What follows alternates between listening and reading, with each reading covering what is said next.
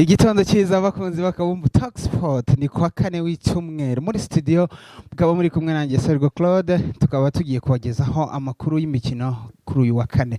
UEFA Champions League mu ijoro ryakeye habayeho impinduka gutungurana cyane. Ikipe ya Real Madrid yaje gutsindwa n'ikipe ya Lille igitego kimwe ku busa. Na ikipe ya Bayern Munich ikubitirwa mu Bwongereza igitego nayo kimwe ku busa. Turaza kunyura mu yandi makuru hari kugenda avugwa mu ikipe ya Manchester United ku mugoroba bafite gukina imikino ya Europa League kuri uyu munsi bakaba baza gukina n'ikipe ya Porto. Mu yandi makuru hari kugenda avugwa ikipe ya Inter Miami yaje gutwara igikombe cya 46 ni championnat bafashwemo n'umusore wa capitaine Lionel Messi. Muri studio nkuko bisanzwe nkabandi kumwe n'umutala. Bimeze bite? Tumeze neza. Mwaramutse neza. Ni amahoro kabisa. Ndakwakira muri studio.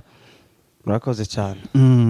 Iminsi myinshi abantu ngo bari barakubuze. Barazindukiye. Ahubwo amakuru ndi kumva niyo. Ayaye makuru. Ngo mfite ubukwe. Wewe? Akaba barabaye busy no gutegura ubukwe. Ngo Arsenal nitwara igikombe nzakora ubukwe uyu mwaka. Abantu benshi nibyo bagambiriye ngo nitafanya harusi kama Arsenal imebeba kikombe. Ariko ubona gitwara by the way tahorira aje kabisa. Nabundi twari turi muri za shuguri nyine twabonetse nyine abantu benshi bakabanyandikira ngo ntago gusuka mudaheruka gukora ikiganiro ndamwe ati twagize shuguri nyine ariko bihangane twagarutse kabisa ubu turahari. Amakuru yo ni menshi kwa kane bakunzi bacu baba bateze kumva ese ni ibiki biri kuvugwa mu isi y'imikino. Amakuru y'Iburayi Champions League yarakomeje uyu munsi hari Europa League tubanjirije ku mikino yaraye ibaye. Ikipe ya Girona yaje gutsindwa mu rugo iwayo ibitego 3-2 n'ikipe ya Feyenoord. Ndagira bakomeza utubwira n'ayandi makuru y'imikino buryo Elizate zagenze. Murakoze cyane. Ikipe zaje gupiga ari nyinshi. Shakhtar Donetsk yaje kurazwa na Atalanta ibirazo 3 ku busa. Atalanta yari yaherushije mu zukuri. Umukinyi witwa Lokman njyewe Ballon d'Or ya Afrika njyewe ebana niwe muntu wa mbere numye kabisa ameze neza cyane. Indi match yaje kuba bitunguranye Villa Park Aston Villa yaje kunyagira Bayern kirazo kimwe kabisa. Rutayizamu ubu biri kuvuga ko Unai Emery ariwe mutoza wa kabiri ngo muri Premier League yavuye Pep Guardiola. Turaza kubigaruka tugende tureba ukuntu bimeze. Ikipe yitwa Benfica yaje kunyagira Atletico Madrid birazo 4. Zikipe zo muri Espagne sinzo abantu ba betinze ninjoro umuhinde yakuye amafaranga mu zukuri. Dinamo Zagreb yaje kumwanya na Monaco ibiraza 2-2. Indi match yaje gutungurana mu zukuri abantu batari biteze ni match ya Lille na Real Madrid. Lille yaje kuraza ikirazo kimwe ku busa bwa Madrid mu Faransa. Liverpool yaje kuraza Bologna ibirazo 2 ku busa. Leipzig ya Basesco Sesco akubise igitego nijoro wa mugabo.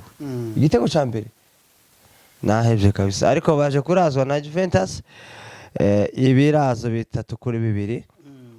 Hanyuma ikipe yitwa ngoni Sturm Graz yaje kurazwa na Club Brugge ikirazo kimwe ku busa. Rakoze cyane kutugezaho izo match result uburyo zagenze. Noneho twikiye ku mukino uwabareye Villa Park.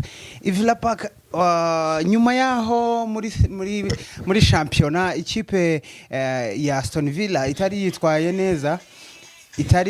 neza inganya ibitego 2 n'ikipe ivuye mu cyiciro cya kabiri ariko nijoro yaje kugaragaza umundi mukino ku rwego ku munota 79 Rutayizamu Dolan yaje gutsinda igitego cyiza ngo abadahurwa kabisa ndamwemera ka uriya mutipa sigatsinda ibitego byo ku rwego. Unai Emery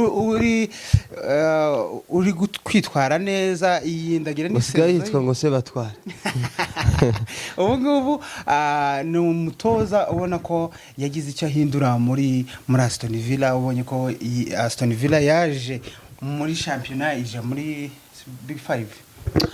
hari umunyakenyeje wambwiye akantu turimo kuganira n'umufana wa Chelsea nyine yarimo agenda nyine ambwira ukuntu Chelsea ubu nyine impamvu ugenda improving ugenda ikora neza aza kumbwira akantu usanga ashobora kuba ariko arambwira ngo ikintu ca mbere abakinyi uzubabembereza babwire ko bashoboye wibaca intege ugenda ubacaha hari igihe bazavuga ati bahanagira no muri tele bagatanga umusaruro wa fake ariko iyo bashizemo courage kandi murashoboye mukoraho mukosoraka bigenda bikunda ubushize n'ahantu umuntu wabibonera ndi kuri uyu rutayiza mu kipe The Blues nk'umutoza nka Mourinho nka Jackson nka Mourinho rwose kugira ngo Jackson amugire icyizere match 2-3 ni ikibazo niyo mpamvu ako kantu niko yakubwiye urabona umukinyi no kumubembereza kugira ngo agwe umusaruro nakazi hariya baba bahari kandi uranga kumubembereza arakwikira afite contrat yiwe kandi amafaranga sikaza bindi byacu byaruguru umuntu akaza kusana na kocha agahita aja gushaka indi kipe uri kumva agahita aja gushaka indi kipe akabati iraruguru yari contrat yawe bakaruguru hariyo kuri match ya Aston Villa ona emura mashimeshi kabisa umutoza ubushize muri uka nababwiye narebye match yabo yose irarangira ya Young Boys na Aston Villa Aston Villa yerushije Young Boys irabarusha ahantu hose bafite abakinyi bitwa ngo ni ba Rogers abandi bitwa ngo ni ba Ramsey ba Duran ba Watkins ba Konsa muri defense na goalkeeper wabo umeze neza Emiliano Martinez wo muri Argentine wabonaga batera match twese nako mbaza umuntu twere ko tuyirebana iyi ni Aston Villa ndi kureba ariko ku ikipe nka Bayern Munich ku ikipe nka Bayern ifite abakinyi baba star bazwi ubona ko ubundi kirango abakinyi baba star ubundi hari ikintu company agenda atsinda cyangwa se araza udukipe birazo bicenda bitandatu twatonde tutazo noneho ntiwabonye ko yanganyije na Leipzig weekend mu kimwe kuri kimwe noneho tugiye kumupima bunyine agiye guhura n'amakipe akomeye arakina kuwa gatatu oya yanganyije na Leverkusen muri weekend agiye guhura na za Barcelona sibyo naba kwa Barcelona wenda bazokomeza yikubite izohura wenda na za Man City cyangwa za Arsenal urumva ntabwo company turamubona company wanyawe niba kubitwa na Aston Villa Park hari n'ikindi ahubwo kirazo bari abatsinze baracanga ngo ni offside ni ukuvuga ngo muri make ntuze yakoze Aston Villa habaye gutungurana ikintu cya mbere muri arabwira ati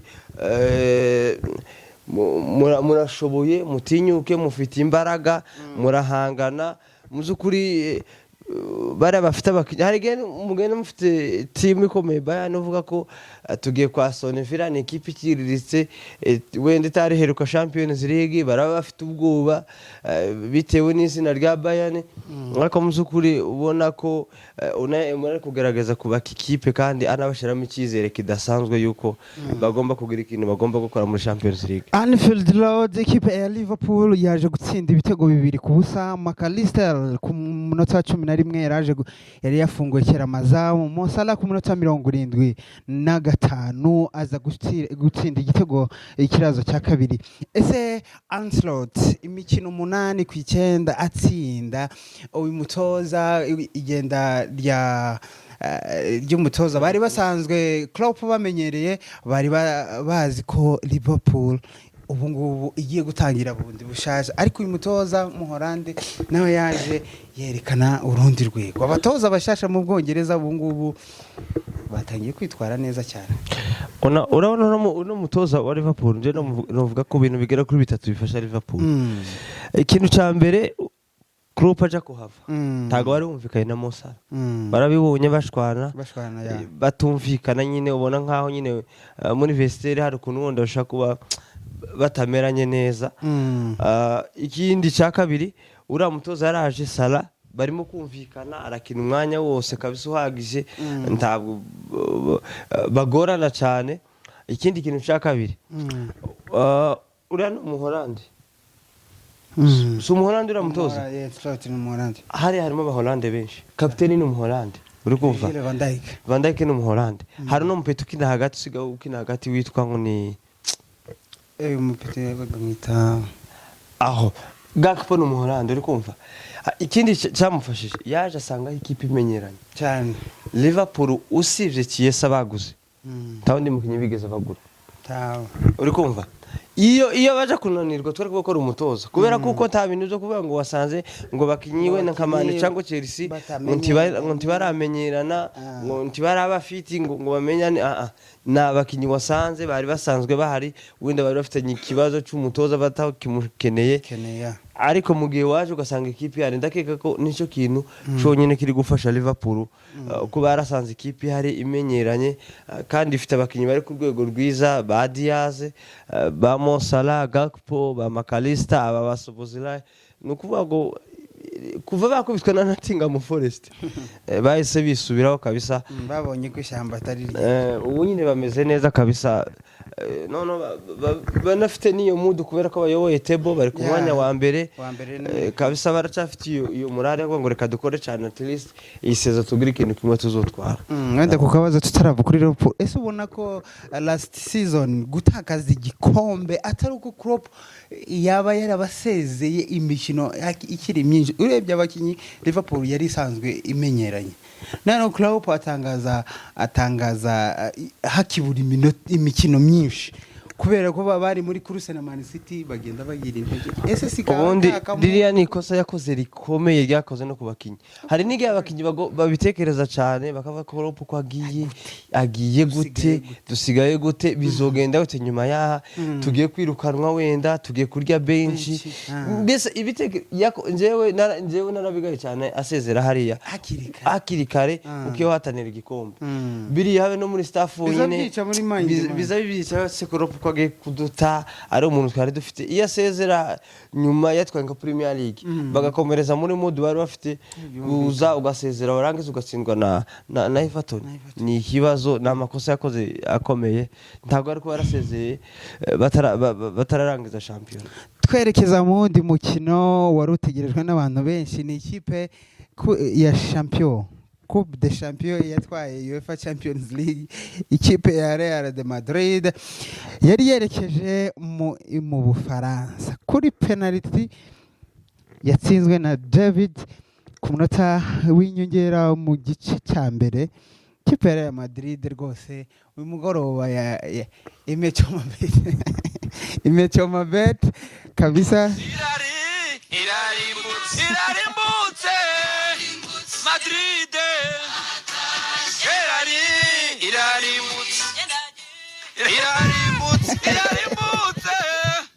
Madrid nuko ku mugoroba kuntu byari bimeze ikipe ya Real Madrid nyuma yo gutwara zari zanyereye nijoro nyuma yo gutwara igikombe yaje kwitwara nabi itsindwa na Lille mu by'ukuri basore ba Carlo Ancelotti kuri ubu rezilita zabo ziri kuboneka bigoranye nyuma yaho batsinde muri weekend mu Bufaransa baje gukubitwa muri weekend ariko bari banganyije na Atletico igitego kimwe kuri kimwe nijoro nabwo baza bamachoma bet kabisa abantu ba betinze showa bet ndabizi ko nijoro abantu benshi n'abantu bakeya bagize kabisa uko Lille yari yakubiye nka mirongo ariko ntawe ubaho man hari abantu bazi kubetinga bro hari abantu bazi kubetinga ku buryo oya nashiraho yose uri kumva ariko ashobora kuba reka mfate 100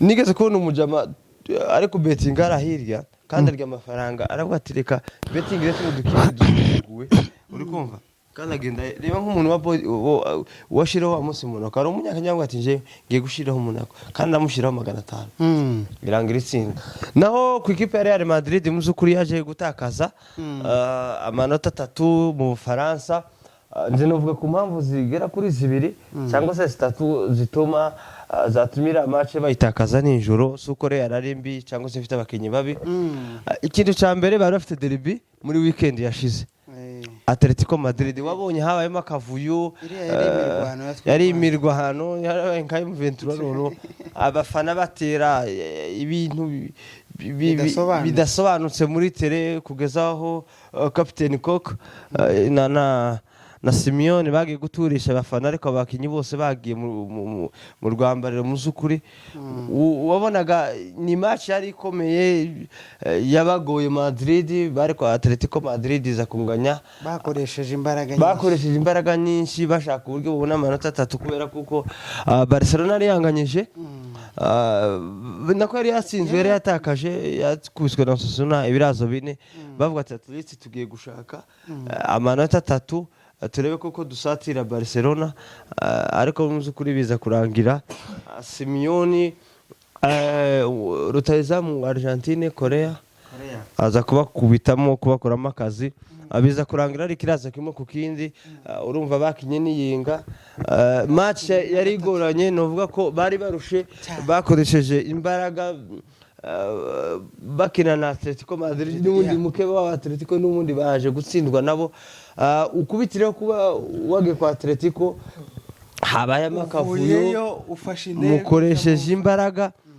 match muranganyije mutari yakira wenda kuwa mbere mufashe indege mugiye mu Faransa mugiye gukina ijoro rimwe buraca mukine wenda bakoze wenda training se cyangwa tize kuwa kabiri gusa bakirushe batakaje imbaraga mu zukuri ari ibintu abafana bagenda barenganya ikipe ariko rimwe nari muzureba kuri side yindi ugenda ureba imbogamizi amakipe agenda agira bagaze mu Faransa urumva bari bakinye ninga bavuye i Madrid baratereze bage mu Faransa baracafite wa mu urugendo rukomeye cyane urugendo rw'indege rutaba rworoshe ruza runaniza n'abakinyi benshi agakipe kari kanabazengereje kari kabarushije kubera kuko kariwayo wenda kakiniye iyo match imwe kiturije uraza umusanzi wawe yakoze imyitozo yagije ndakeka ko ntage kuba cyacitse kuri Madrid haracari vuba cyane ariko bitonde match yo butaba bafite Dortmund kandi bayitwaye igikombe onyene ejo bundi batsinda ibitego 7 ubwo Madrid nayo bitaje kugenda neza ariko mu zukuri tuvuga ko Madrid iri mu bihe bibi bizogenda bikunda nubwo iminsi bari mu kubona amanota bigoranye ariko batari banafite Mbappe ndagira ngo Kylian ishobora kubaragiza iki yaravunitse ibyumweru 3 ari hanze wenda n'ubundi nawe yahari ni bwa selfish ariko ubu ngubu ndakeka ko abafana ba Barcelona iyi weekend irarangira bameze neza kubera ko ngo ubushize yari warumubwira nijoro ngo Monaco iraza Barcelona ngo babishimiye hejuru babandikira message tigiye cyabo cyageze kabisa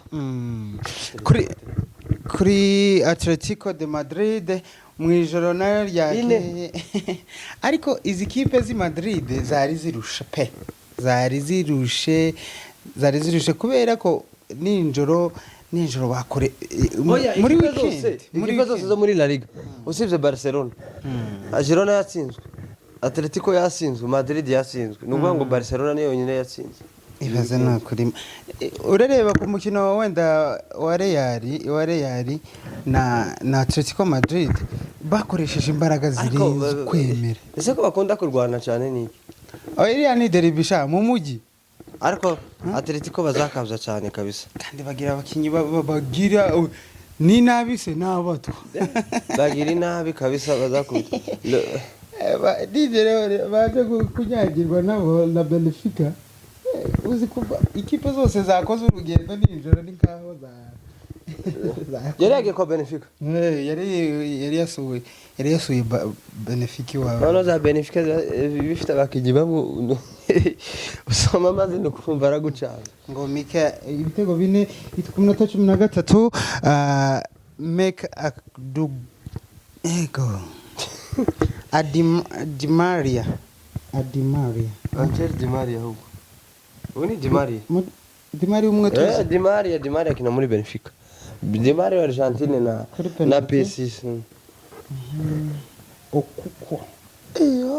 Okuko kuri penalty zabonetse ari zibiri abo basore ba Atletico baza bakina ikirato ni hari abasore bakinaga muri Watford ikiba muri Premier League washaka kuri iriya stade baba baguzi ko kandi barakigiraga ikirato Watford Watford Atletico rwose na Simeone mu ruho rwose abasore bakoresheje imbaraga bakoresheje muri weekend ninjoro nabo baje rwose nabo barabatizwa ibitego byose bine ni ikipe z'i Madrid rwose ahubwo bariko baragendeye mu ndege imwe n'ubundi bagatahira rimwe kubera ko baba batije ubwo bombi batahanye ibitego bitanu byose ariko mu by'ukuri kuri Simeone nawe ni za mbaraga iyo yakoze mbaraga nisha defanda arongera arataka ashaka kwishura bamaze kumutsinda milita igitego cyiza arabatsinze nawe yongeramo izindi mbaraga ashakisha ko yo kwishura urumva rero biza bigorana rimwe na rimwe ni nayo mpamvu utagomba kujaginga ikipe ukinye kangahe mu cyumweru nko wenda bazongera bakine nko ku wa gatandatu cyangwa ku cyumweru hanyuma none kizokore ko abakinyi bazafunika niba kina weekend ira weekend yindi nta match zihari ndikuvuga ngo mu mivyizi hazaba hari ikipe z'ibihugu bongere bakinde weekend urumva niba vayo wenda kurugero Premier League ka Chelsea izahita yakira Liverpool abakinyi bakoze mu makipe y'ibihugu uraje bakiriye Liverpool urumva nyine ibintu babigoranye ariko nijoro UEFA Champions League yari ryoshe ndakeka ko nijoro turaza kureba Europa League ryoshe naho nijoro Umikino ya Europa League tunyuze mu mikino ya Europa League iribuze kuba Tottenham Hotspurs iraba yamanutse mu kibuga yasuye Ferencváros no match iribuze kubanziriza iyindi ikipe ya Hoffenheim iraza gukina na Dynamo Kiev ikipe ya Lazio de Rome iraza gukina na Nice Maccabi Tel Aviv iraza gukina na Midtjylland Michigan ndakurahi ikipe ya Olympiacos iraza gukina n'ikipe ya Braga ikipe ya Karabag iraza gukina na Malmo ikipe ya Sociedad iraza gukina na Anderlecht Ligue ikipe iri gukina na Galatasaray no ni ikipe ndagira za Kariobank muri conference Slavia Praga iraza gukina na Ajax Atletico Bilbao iraza gukina na AZ Alkmaar ikipe ya Besiktas iraza gukina na Frankfurt ikipe ya FC Porto mu rugi wayo isaa 4 z'ijoro iraza gukina na Manchester United ikipe ya 20 FC 20 Mbao ikipe ya Mbao iraza gukina na Fenerbahce ikipe ya Plzen iraza gukina na Ludogorets ikipe ya FC Borgo iraza gukina na Roma ikipe ya ariko ya mazina no ikipe ya Polsnek iraza gukina Bocelek Rangers iraza gukina na Lyon ikipe ya Union Saint-Germain iraza gukina na Bordeaux oya no muri conference league munami uhare bindi ngo Astana ngo izakina ngo na Topala nuko ngo Celce Bridge izakina na Galen Dinamo mama yangu Molden aya Chelsea iraza kwakira kwiza nyine iraza kwakira ngo ni Gent hanyuma Fiorentina none izikipe wa mugabo oya amazina ari hano komeza nyine nta kibazo n'abakozi bacu baraza kumva ayo mazina ngo ni Legia iraza kwakira Real Betis mama oya ayo makipe ari hano n'ukuri byakomeye oya ngande biraye mazi oya de soma nawe ngende ikipe ya ngo Lugano Helsinki Fiorentina Irakira Tennis ikipe Lens SK iraza gukina na Dugan Petro Club iraza gukina na reba nizi zirano iyo match iri bese amwe ni ibanza saa moya FC Hendek iraza kwakira Olejo Brigade. Bakozi ba Kabumbu Talk Sport, imikino ya Europa League iriya izi kipe Conference zo mu League nama ziragoye kabisa. ziragoye cyane. Tunyarukiye mu mikino ya Europa League, tuvuga ku mukino wa Manchester United Vuga ngo ku mutego wa Ten Hag. match iri buze guhuza Manchester United ndetse na FC Porto ku kibuga cya FC Porto. Ibisetsa kuri imikino wa Erik ten Hag, umutego ukomeye nyuma yo gutsindwa na Ta mutego ukomeye na Tottenham Hotspur ibitego bitatu. Bruno Fernandes kapitene, ikarita y'umutuku bajuriye irakasoringwa. Ese Ten Hag kuri muri mugoroba tumwitegeho iki imbaraga noneho uyu mutoza ntaza kwirukanwa? Urakoze cyane. Ten Hag kurana umugabo w'inyabwenge cyane, ni igipfu. ari ikintu mutazi. Urabona izi match zibiri bamuhaye, izi match azozitsinda, hanyuma match zikurikiyeho azama kubitwa mu firirizo. Niyo match nibwo bwa mbere bamutega match. Ikintu kigoye nukuja kwa Porto. Porto nabushize garatsinzwe muri Europa League, bayitsinze 3-2. Man yo ntabwo ari ikipe mbi, irabagiye kwa Porto. Man ntiyavunitse ariko arahari arayagiye. Ndakeka ko kubera koko zose zakubiswe zatsinzwe, sinzi muri weekend wenda Porto yaje gusinda, wenda baracafite iyo mundo. Ahubwo match ndi kubona izogora Man U ni match yo muri weekend. Kuba bagiye kwa Porto uyu munsi sibyo? Villa Park. Oya, kuba bagiye kwa Porto none muri Portugal, wenda uzotaheje kuwa gatanu, hanyuma kuwa gatandatu ukora imitozo, ushumwe wakire Aston Villa Park. Bafite ibyishimo yo gutsinda Bayern. Bafite ibyishimo n'intsinzi ya Bayern na forme bafite. Bizogorana kabisa. Kuri Manchester United ndakeka ko Ten Hag arakoresha, uribuka kandi kuri FA umuntu bita Onana yamurwanya n'umuntu bita Alessandro Martinez muri Ajax. Ndakeka ko n'iri joro bagomba kumurwana kugira ngo ntatakaze iriya match adashobora kuzogenda. Ten Hag ndabizi ko bisobanuye byinshi kuri we, niba ashaka kuguma muri Manchester United aze gutsindira iriya match bitaza kumugorana. Ariko Porto Night orshite abataka ba Galeno akomeza kuri njewe ico nizeye neza ko ejo ndabizi tuzogarukana mu studio, ndabizi ko manizo basinze no match kabisa. Abasore ba Ten Hag nyuma ubu ngubu bari ku tari mu bihe byabo byiza, ariko good luck ninjoro. Ikipe ya The Blues inayo iraza gukina Conference League, tunyuzeho gato yento yivugeho ibikeya n'ibitano. Ikipe ya Chelsea iri kwitwara neza kuri umugoroba muri Conference League, nayo biraba yamanutse mu kibuga. Ngushimira wowe twabanye mu kiganiro. Turashimira Inter Miami. Inter Miami na Messi na Suarez na Busquets na Alba batwaye igikombe. Kongese ku bakunzi ba Miami kabisa. Ariko ngo wavyibushe. Ngo wavyibushe. Ndavyibushe kabisa. Messi ni wo mwacu. N'uwo mwadata wacu neza.